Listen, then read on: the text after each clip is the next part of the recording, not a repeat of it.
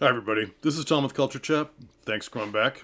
So today I'm doing a list that I did not write, that is 5 plays to do when you don't have the budget to do Clue. I thought that was a great title. And we kind of know what it means in different countries. A lot of the English speaking countries are doing the play Clue way too often. They're very attached to the movie, they're very attached to the idea of it, and it's done a little too frequently. It's having a it's very popular.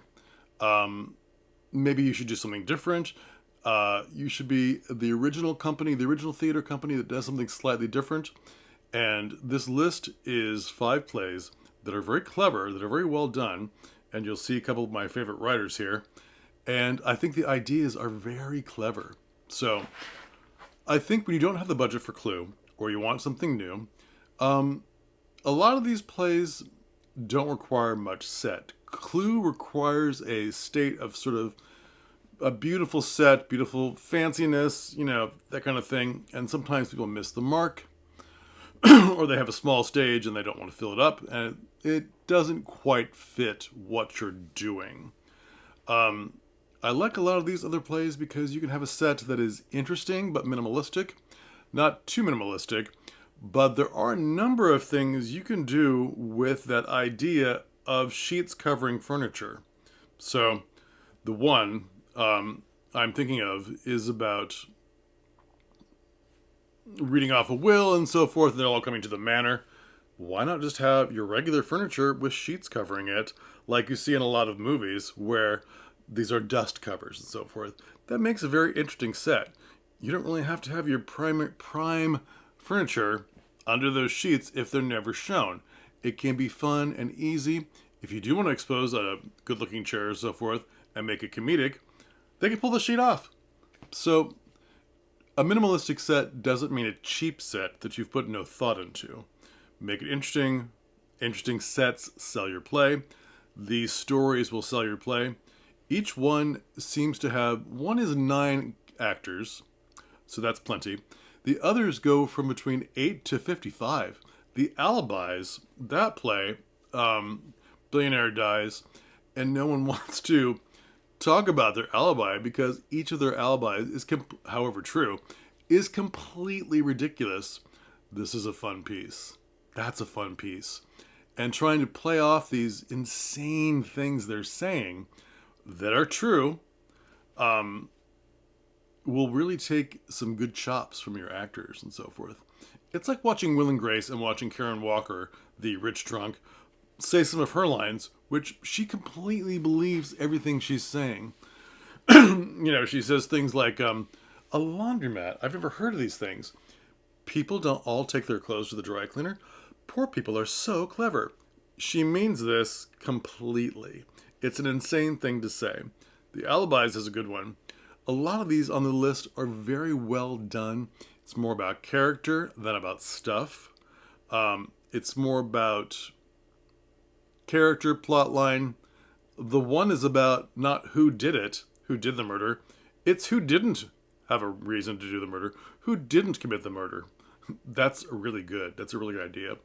It's a little bit like Murder on the Orient Express, where they all took part in the murder. Surely you know the story already. I'm not doing any spoilers. That's really fun. That's really fun. So this is about costumes, about plot, about character. Again, minimalistic set that you don't spend much money on does not mean it's not a clever, well done set. Okay? The other one is about security guards, bumbling security guards, and a priceless stolen piece of artwork. What does that set look like? Are there other art pieces? You can produce modern art pieces that your painters can do in your theater. Very interesting things.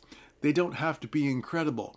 If they're modern art and you're doing a comedy, they can be hideous modern art pieces that people are like, ooh, aha, ooh. And you're like, is that beautiful? Is that interesting? I don't know. That's part of the joke. What did they steal? What are we doing in this art gallery? Is it just a bunch of plinths that you already own with some sculptures on it from other shows?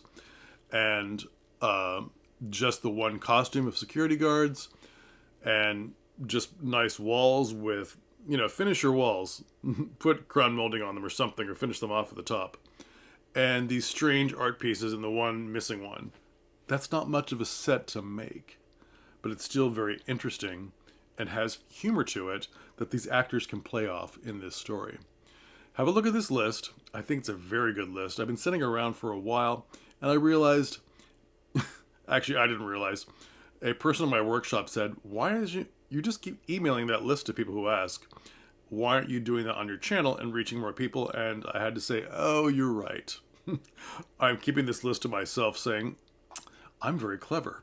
I know about this list. I didn't write it, but I know about it. So let me send it to you. Oh, I'm so generous. No, you need to share the kind of lists with your fellow theater patrons and makers and everybody else in the theater community saying, I thought this was a good list. I thought these plays were interesting. Have you heard of these? I hadn't heard about any of these things on this list, which really surprised me because I like comedy. I like murder mysteries. I like the whole robber art thing and strange alibis. I love all this stuff. So I was surprised I hadn't heard of these pieces.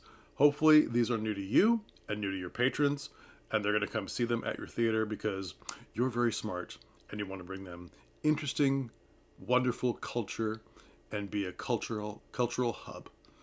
All right, that's enough for today. Thanks for listening. Come back for more. Everything's in the description. We'll talk again. Bye.